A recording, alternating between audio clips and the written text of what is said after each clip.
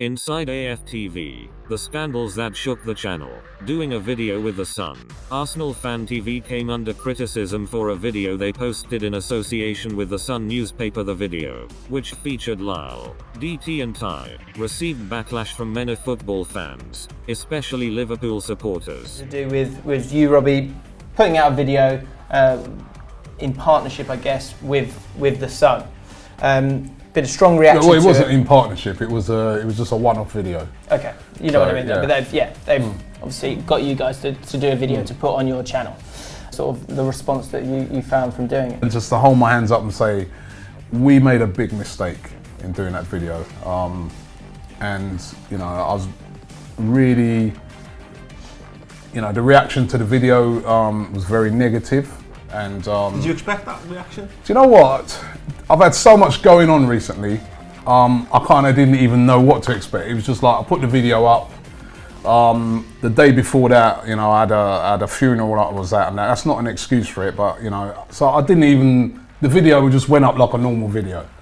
I must admit, when I saw the Sun branding on it, I was like, hey, no, Sun branding. But as I said, I had so much going on this weekend. You know, we had the Tottenham game. We had, as I said, I had a funeral the day before, which was a funeral where it's quite close to me.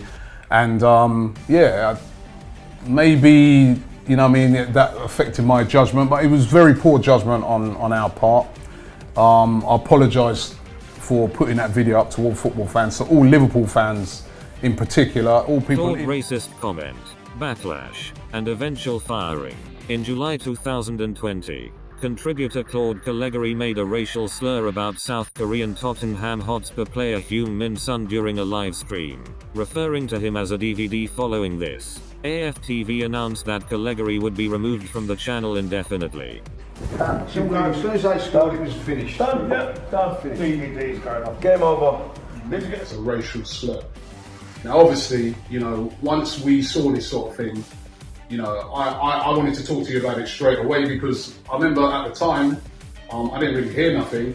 And I wanted to get your take on what exactly happened. What I said is there'd be another TV coming off. You know, what I meant is, maybe I didn't phrase it, but what I meant is that, you know, with Spurs, there's always this thing about they're doing DVDs, and if you look at Frank Lampard, he's even said that, you know, made comments about it.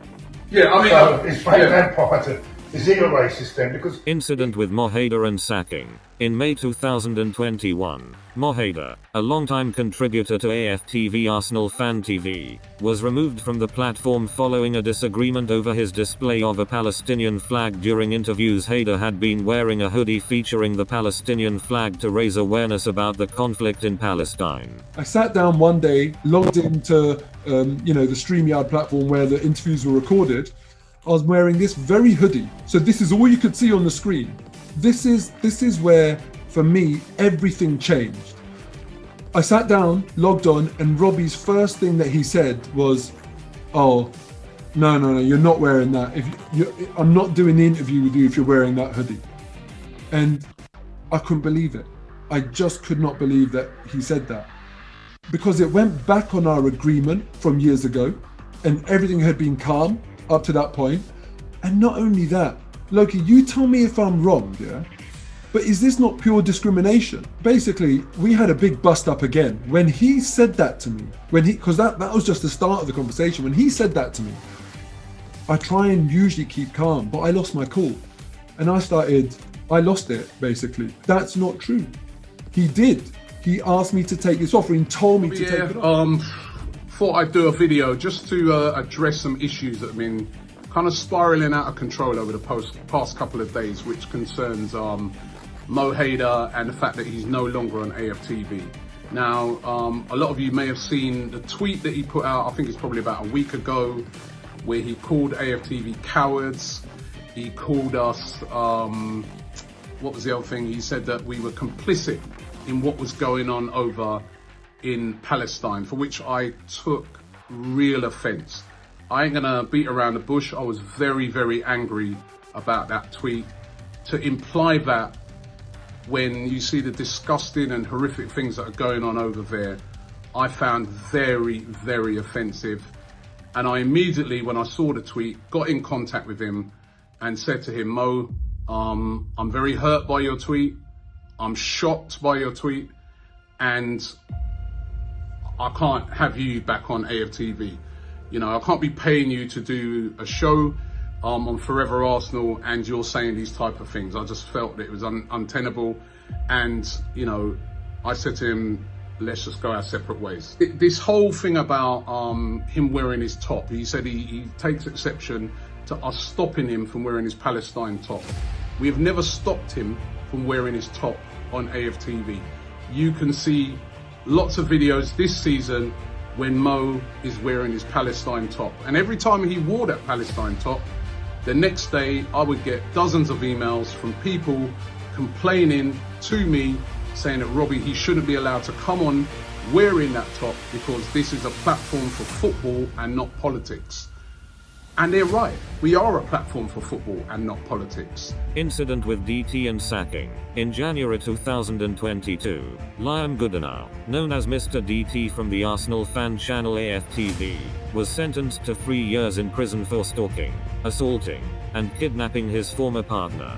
Following the revelation of these events, AFTV issued a statement condemning Goodenow's actions and permanently banning him from the channel, stating that they were utterly appalled and disgusted by his behavior. Just before we get into the transfers, just got to touch a bit on, you guys would have seen the news yesterday about DT, who used to be, of course, a regular contributor on AFTV, and you would have read about his conviction. And I've got to say that once we got the full details of what had happened, you know, we took action straight away to say that we could never ever have him on the channel again. One thing about me, I've always been passionate on this channel about, as well as giving a voice to fans, giving a voice to female fans as well. And as a person who's got, you know, daughters, you know, it was really, really disappointing and disgusting to read. So had to take action on it. Robbie went and released a statement and completely distanced himself from it. And some people will say it's his business and everything else, etc., etc. You don't throw people under the bus like that. Not people that, you know, I thought was my friend. I know Robbie personally now. You know, I've been to his home, met his wife, his children and everything. And Robbie's out there doing videos even after the statement, talking about, you know, how he's got daughters and he's disgusted and everything else. And I'm like, I've got a daughter too. You know this, you've met my family. And you're sitting there and openly saying on camera, you're disgusted. When for the previous 5-6 months, you knew everything that had gone on. And you've just lied to everybody. I'm not angry about it, far from it.